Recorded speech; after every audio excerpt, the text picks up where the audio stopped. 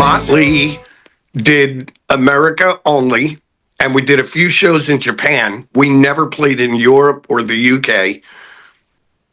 You know, the Daisies, that's what everybody kind of seems to know me from now. Right, okay. So when I go out, I was telling the guys I want to just put a kick-ass set together. I want to play a little bit of the scream, like when I was talking about my career flying under the radar. It's really funny if you look at all the different records I've done and all the different situations I've been in. Hey, this is Sebastian for the Metal Gods Meltdown, and today I am joined by Mr. John Corabi.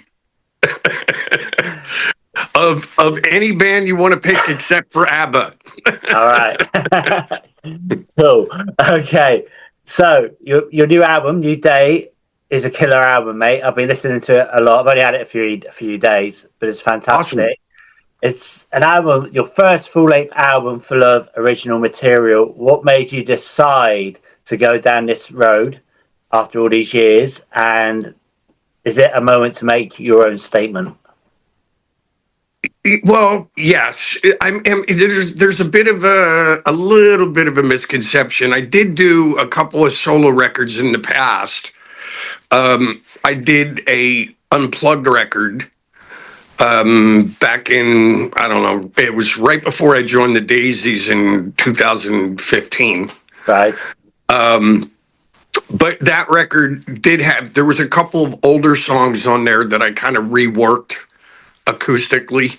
Mm-hmm. And it was really just me and a bunch of friends. We recorded at my house, and we didn't have like drums, like it was just acoustic guitars, acoustic bass, and Eagle-esque type backing vocals and things like that.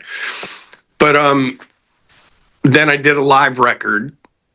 Also, I did the Mötley album in its entirety live. But this is the first full band, electric, all new material record that I've done. And, so misconception, but yes, it is my first full-length debut electric original material. But, to be honest with you, it was all everything just kind of happened organically. Last year I was on tour with the Daisies, and I got approached by Frontiers to do a solo record. Right. And I was like, yeah, okay, cool. And it was, as I was working that out, the Daisies management came to us and said, hey, we've been kind of really going hard since 2013. We're going to take a year off, and we're going to pick it back up in 27. So everything just kind of happened organically. And, so I said, all right. I called Marty Fredrickson. I asked Marty if he wanted to do the record with me, and we just went right into the studio when I got home from the tour with the Daisies.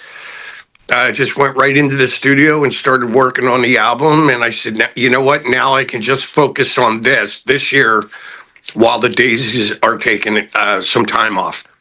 Cool.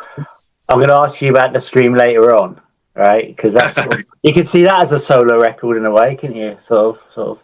Anyway, I love that album. Do you know how much that costs? Thank you. Do you know how much it costs now to get it? Because I've lost my copy. Very expensive, that album. Anyway, we'll get on to that. You know what? It's funny. It's a bit unfortunate, but just due to the circumstances of my career, most of the records that I did in the past, I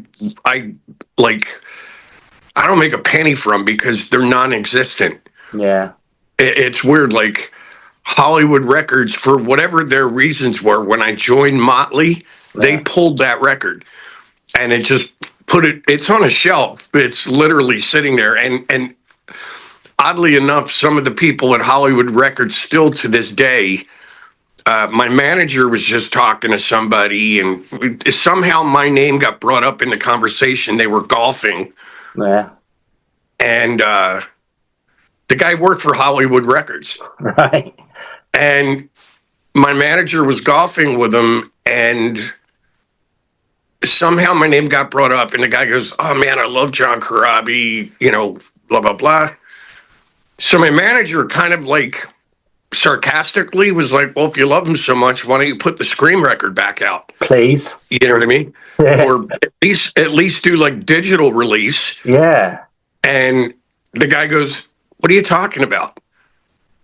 And so my manager realized he had no idea that they even owned the rights to the Really? Scream record. So he went back and he looked it up. So it's just that record got pulled. So it's sitting on a shelf somewhere. Mötley is going out of their way to forget about the stuff that I recorded. So that's hard to find. And then the same with both Union records. Both companies that Union was signed to, Mayhem and Spitfire, don't exist anymore. So those records are just sitting on a shelf somewhere. And none of them are out. So nobody can find them. Nobody can buy them. They're not digitally released. No. You know what I mean? So it's just, it's unfortunate. Not in this day and age of streaming, not that I would make a lot of money anyway, but it's just crazy. Like, fans come up to me all the time and they're like, "Dude, your Scream record? Yeah. I saw one on Amazon. It was like $500." Exactly. And I'm just like, I don't know what to tell you because they won't release it. So it's just sitting somewhere. Yeah, because I remember like the first time I ever came across the Scream, it was on Raw Power back in the days, 1991 or whatever it was. And I've still got it. I taped that video, and it was my favourite. That I can't even remember the name of the song, to be honest with you. It was so long ago. But remember buying the album, and I've moved around the country with work and that, and I can't find it. And that's what I did. I looked on Amazon, and that £500 is like, I'm not rich. No, and trust me, I don't blame you. But it's just really sad to me. Like, I don't understand record labels because I actually reached out to Hollywood Records and I said, "Hey, can I work out some sort of a deal with you? Like, just give me the rights to the record so I can at least, even if I can't do vinyl or CDs, I could at least put it out there for streaming services or people to download." Yeah. And they're like, "Well, you still owe us. That record never recouped, so you still owe us this amount of money." And it's like, a ridiculous amount of money. Yeah. And I go, "Yeah, but wouldn't you chip away at that money that is owed if you put it out?" Exactly. Yeah. You know what I mean? But they're like, we're good." So I don't understand the thinking sometimes with record labels. No. All right. Okay. So back to this album. But yeah, so I just had to mention it. I'm sure everyone else does mention it, as you've already said. But yeah, it's annoying. Okay. So back to this new album. The title track, New Day, is killer. It blends nostalgia, positivity, which we all need these days, definitely, with a bit of your Corabi grit. What personal spark lit the fuse for that song? Honestly, and I'm sure we all have, it's funny, and you can't help, even just watching the news, people complaining about how horrible their life is, or maybe we have a friend or somebody that we know that sits around staring at their pint, talking about how shitty their life is or how life has been so unfair to them, and at the end of the day, it's just like, we as human beings have the blessing to be able to, if you had a shit day, you can go to bed, hit the reset button, and wake up tomorrow. It's a new day, and you know what I mean? Just move forward. So it's just a combination of the way I try to think about things in my life. Yeah. And without being too preachy, but it's also, again, we're inundated with negativity every fucking day on the news. So I'm just like, just be present, live your life, work hard, And you know what is, regardless of what the outcome is, you can always go to sleep at night, hit the reset button, wake up tomorrow. It's a new day. Go conquer the world. Totally, yeah. It's a total positive song, isn't it? That's what you need, though, these days, as you said. And When I Was Young was recently released as well. Was that like a nostalgic look back in your own life? Yeah. Yeah, a little Yeah. bit. I mean, I think I don't know how old you are, but I'm gonna be 67 in April, No way. and it's just I can't believe that, man. I just can't believe it. it's Really? just it's I'm just a 56.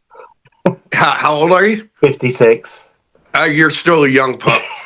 Um, no, it's just once you get to be this age, you start reassessing things and you start thinking, differently. And it's funny, we all, I'm sure we've all heard it, our parents are like, when I was your age, I had to walk 10 miles to school Yeah. with no shoes in the snow, Yeah. uphill, backwards. And but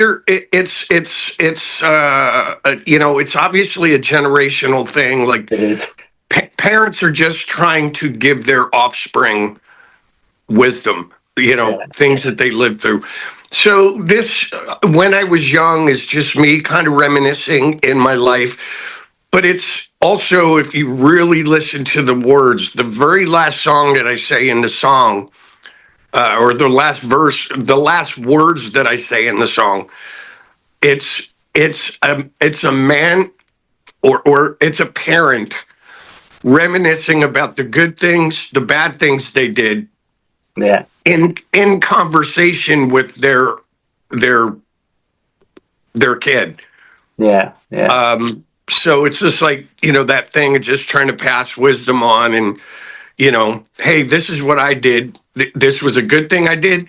This was a bad thing I did. Hmm. You give them the wisdom, and then keep your fingers crossed and hope they do the right things and go beyond where we went. You know what I mean? Totally. Because yeah, you catch yourself thinking, "When I was young, we didn't do it." You're right, man. Because that's what you do, isn't it? It's Oh my like God, dude! when I was It's like that age. it's funny. Even me, like, again, I'm a bit older than you, but I think of some of the shit that I did when I was younger, and Yeah. I go, I don't even know how I'm fucking still here. Like, Same. it's like, you know what I mean? Yeah. Drinking out of lead pipes, and you know what I mean? Like, just all this stuff, like, from the spigots outside playing in the summer. Yeah. You Spilling know, your last pint at home, you got no more beer left, and you've tipped it over and then sucking the carpet. I remember doing that. That was bad. Yeah, that's called drinking problems, my friend.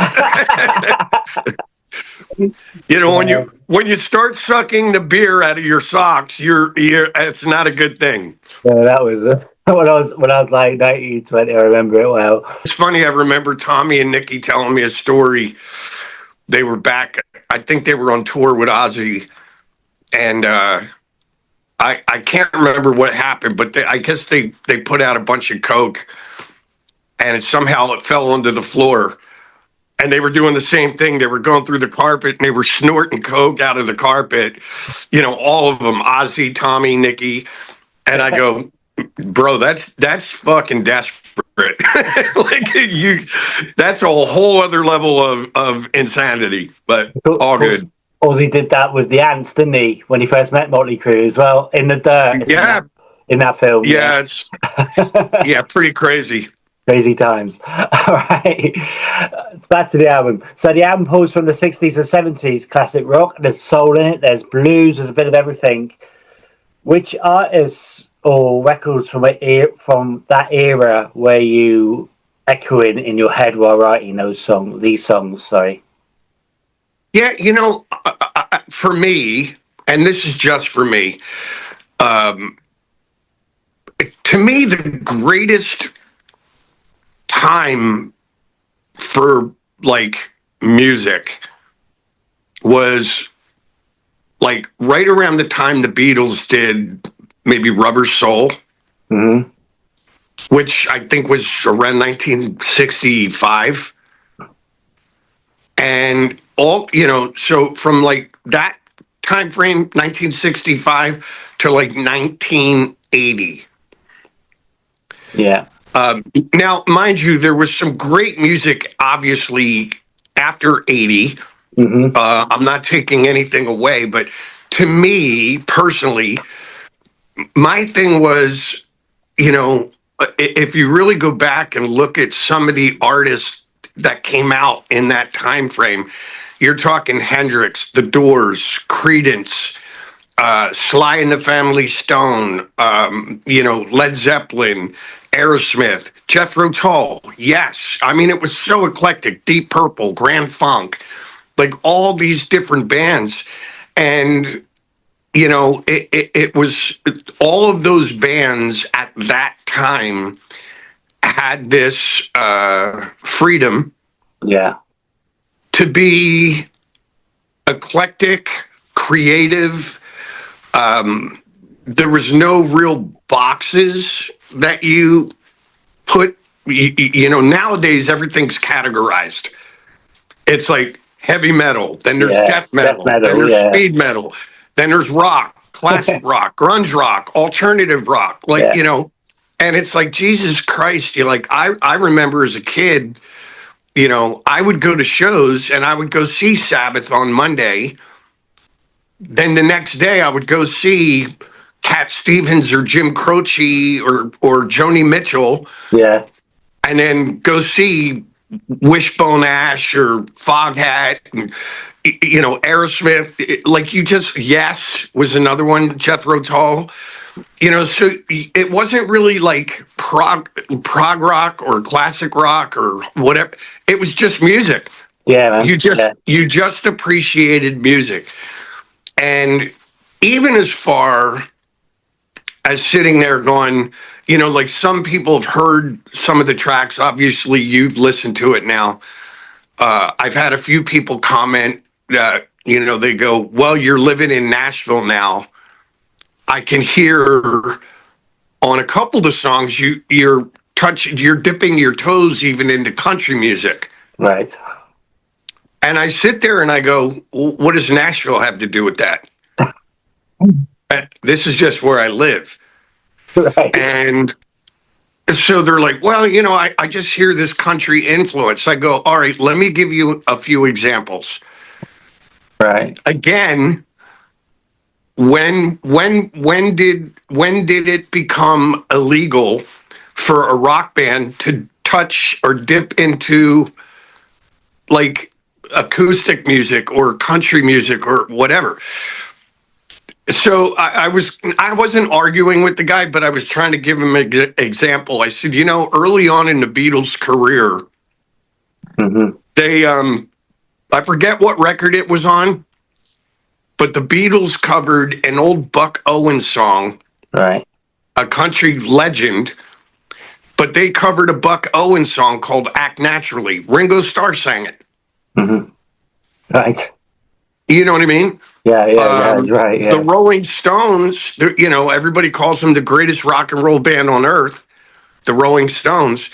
If you go back and you listen to Honky Tonk Woman, Dead Flowers, or I'm Just Waiting on a Friend, they technically could be considered now country songs. Right, yeah. But definitely, yeah. Yeah, and then it was funny, even my wife last night, we were talking about this, and I just finally, for the first time, she had never heard it before, but I played her Hot Dog by Led Zeppelin. Right, okay. And that's even got almost like, Dwight Yoakam. It's got like that kind of rockabilly, Dwight Yoakam country vibe to it. The thing, all I'm saying is back then bands were allowed to be a little more creative and just do different things, add different things to their music. Yeah. Even if it was a country element, or Zeppelin was known for reggae, the Jamaica, they were allowed to have like more lush things like the Rain song. And that's what I miss. So when we were doing this record, Marty and I just discussed, you know what? We're going to write whatever we write. And if it's exciting to us, we're going to put it on the record. And I just want to make a record that doesn't really fall into any one box. No, It's just music. And it's hopefully the fans will get it. I get it. It's like retro. It's obviously retro. It's not heavy metal. It's hard rock, retro, bluesy, soulsy. I've not really heard any country in it, but then, like you say, does that really matter as long as you enjoy the fucking thing? Well, there's a song on the record that I can't remember what guy it was, but somebody was referring to. There's a song on the record called "Good to Be Back Here Again," but it's kind of got a little. It's really just a blues progression, Mm-hmm. and I'm just singing this lyrics and so he was like, oh, it's kind of country. I'm like, no, not really. Maybe if you want to say that, great. But, at the end of the day, I just love music. Yeah, And I love everything from Sabbath and Led Zeppelin. I love Iron Maiden. I love Judas Priest, Motorhead, the Sex Pistols. But I appreciate artists like a guy like Frank Sinatra, one of the greatest singers ever. Glenn Campbell, another great singer. Johnny Cash was the original outlaw country guy. So it's like, why not? These are all things I heard growing up. yeah. And let's just put it in the pot and see what we come up with. Even down to the art cover, and hopefully when it goes gold, the record goes gold, you're gonna have that frame behind you with the album. Yeah.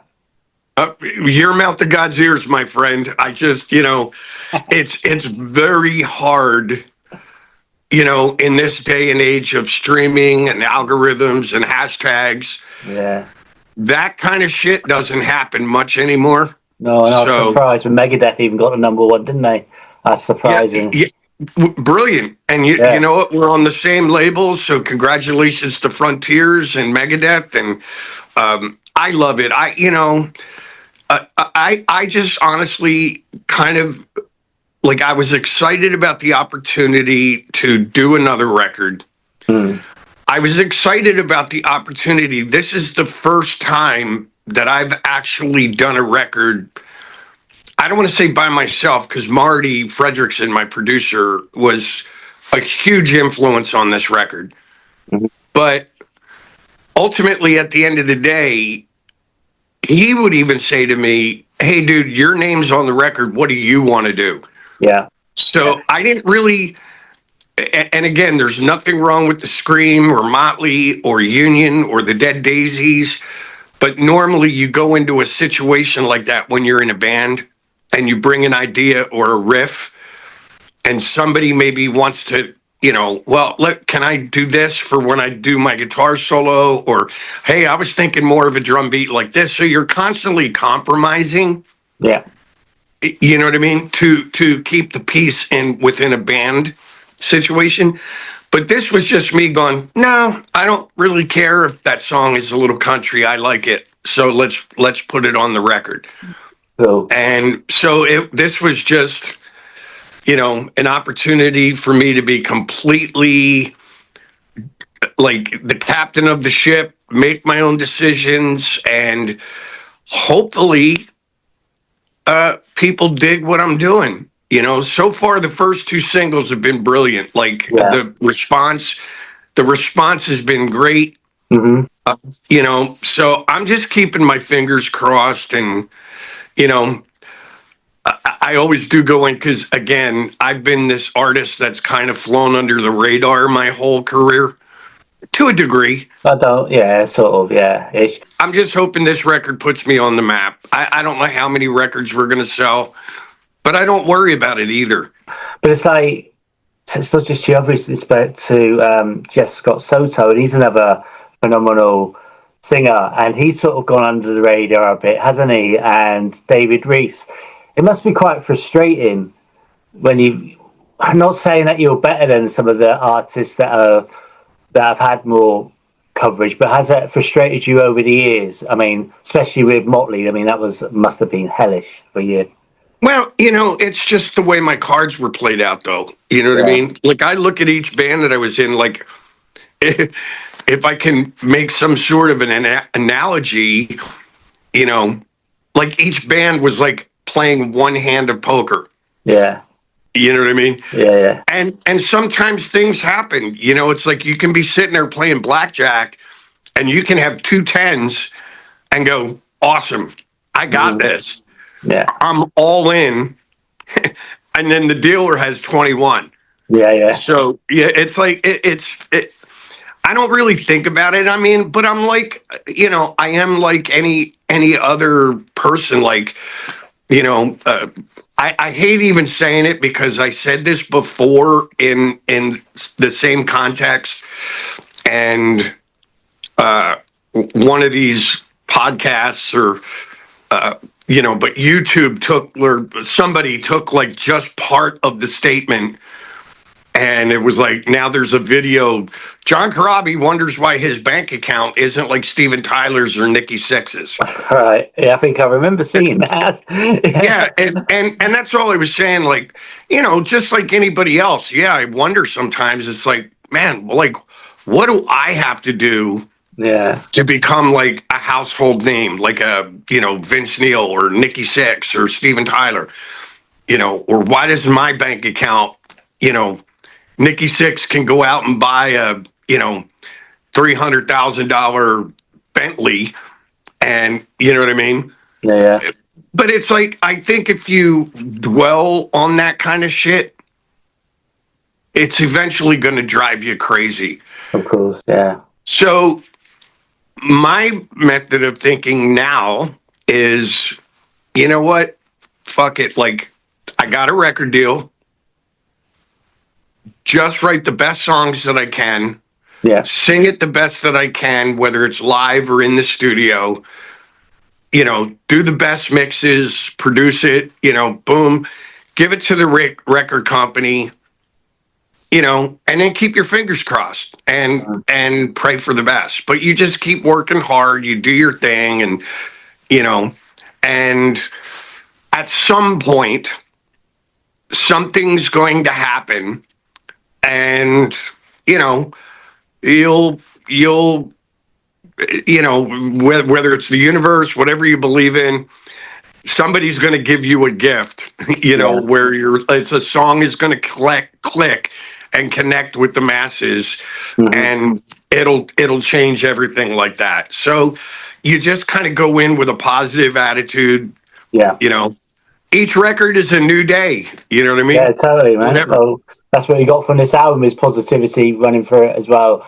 And of course, when you hit Europe, early 2020, what should fans expect from you live? Are you planning to play most of this new album, or are you still going to mix it up, I guess, with... I'm going to mix it up. I mean, to be honest with you, again, we were talking about the records that I did earlier in the conversation, but it's kind of unfortunate because Union did play a little bit in Europe and the UK. Yeah. But all the other bands that I was in, the Scream, we did one show at the Astoria Theater in, I think, 1991. We never played outside of America. Mötley did America only, and we did a few shows in Japan. We never played in Europe or the UK. The Daisies, that's what everybody kind of seems to know me from now. Right, okay. So when I go out, I was telling the guys I want to just put a kick-ass set together. I want to play a little bit of the Scream. Excuse me. I want to play a little bit of the Scream, a little Union, maybe a Mötley song or two. We'll see. Couple Daisy songs, and then 4 or 5 songs from the new record. Give them a little bit of everything. And then maybe find a cover song that everybody loves playing and just go out and, just have some fun. You know what I mean? I don't want to keep on about Mötley, but I was like a massive Mötley Crüe fan. And when this single, when I heard this the first time, mate, blew me away. I thought like it's not really Mötley though, and I really wish, I don't know, it was To Kill a Song. Do you regret, not regret, but do you think that was a major mistake joining the Crüe? No. No. You know, to be quite honest with you,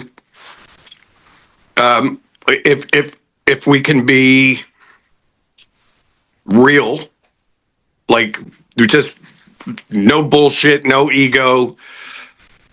At the end of the day, I had a great time doing that record. Yeah. And yeah, I mean, it was, again, though, like when I was talking about my career flying under the radar, it's really funny if you look at all the different records I've done and all the different situations I've been in. It wasn't really my doing of how everything played out. No. So I was in the Scream. I love that band. And I really wish that I was sitting here talking about the 20th Scream record. Yeah, mate. Totally. But in all honesty, again, this is like the poker hand. Yeah. Who knew that I was going to get a phone call to join Mötley Crüe? Yeah. Okay. So then I joined Mötley Crüe, and we do this record, which has now become kind of a bit of a cult classic Crüe record. You know, but again, I was just kind of in that situation. I got the gig and I was along for the ride because they had already been very successful. Yeah. So I just assumed everybody knew what they were doing. Yeah. And, you know, one of the big things, like you just said it didn't sound like the Crüe. No. That music. And everybody, like I see the comments on all the YouTube videos. Man, this record would have been insane if they would have just changed the name of the band. I get it. Yeah. We actually wanted to change the name of the band, but you have to understand the circumstances that I was facing with that band when I joined. They had just signed a record deal with Elektra and re-upped. They got paid like $25 million. 6 months later, they call the record label and they go, oh, yeah, by the way, do you remember that singer that was like the face of that band you just gave $25 million to? Yeah, he's not here anymore. We got this guy. Mm-hmm. So to be honest with you, the record label, management, all the lawyers, like they were like, fuck, who's this guy? Right. So I was fighting that right from the beginning. Yeah. And then we wanted to change the name of the band, but all those guys were saying, wait, we just gave you $25 million. You changed the singer. Now you want to change the name of the band. Fuck you. Exactly. You know what I mean? Yeah. So it was just, again, it was the way my cards were played out. I don't regret joining Mötley because I can say this now, me having that tag of being the other singer for even that brief 5 years has actually given me opportunities 20 years later. Cool. You know, I'm sure Frontiers Records did not give me a record deal because I was the lead singer of Union. Mm-hmm. Yeah. Or the Scream. Yeah. They gave me the deal partially, you know, yes, the Scream, Mötley, you know, and I think consistently I've delivered, you know, good music. Yeah. So they said, you know what? That was one of the things they said to me. We believe in you. So I did it, but I'm not stupid that I know, like, even still now on this tour, you know, these promoters all through Europe, the UK, you know, they put a poster and it says, you know, February 12th at the Belfast Empire, John Corabi and friends, you know, singer of the Scream, Mötley, Dead Daisies, you know, it helps sell tickets. Of course. So it's all good, dude. I don't regret anything. So if there had been or is a made up song about your personality, what would it be called? Like a totally made up song? God, I have, man. Well, I have one. And the second verse says, "My mother bought a dog named Fido, an ugly looking dog just the same. She let that mangy mutt run wild, but for me, she bought a leash and choker chain." So there you have it. Love it, man. Love it. All right. So what would you like to be remembered for in years to come, like 20, 30 years' time? Well, first of all, I don't know. I'm going to be at that point. I think I'll be 95 years old, but Hey, man, you'll still be rocking it. I hope so. From your mouth to God's ears. Um, you know what? Honestly, dude, I just want to play music as long as I can. Yeah. Once I get to the point where people are not enjoying it or whatever, then I think what I would like to do is maybe sit down and be a little more like Marty Fredrickson, maybe write songs for other people, Yeah. produce other people. 'Cause I'm learning stuff from Marty all the time. So I love Marty's situation. He can play guitar, he can be in the band, but he's a great producer. But he writes music for everybody from Ozzy Osbourne, God rest his soul, Mm. to, Tim McGraw, Faith Hill, Carrie Underwood. Yeah. Yeah. So I love that Marty doesn't ever have to work ever in his life because he's just such a great songwriter. He writes these amazing songs that people want to sing. So I hope to be like that someday. When I grow up, I want to be like Marty Fredrickson. You're amazing. All right. Thank you so much for your time. Do you have any final words for your fans, our viewers, and listeners? You know what? Just honestly, from the bottom of my heart, thank you guys for an awesome 35 or 40 years in this business. I appreciate it. And I can't wait to see you all when I come over and to the UK and New York to play for you guys. Thank you.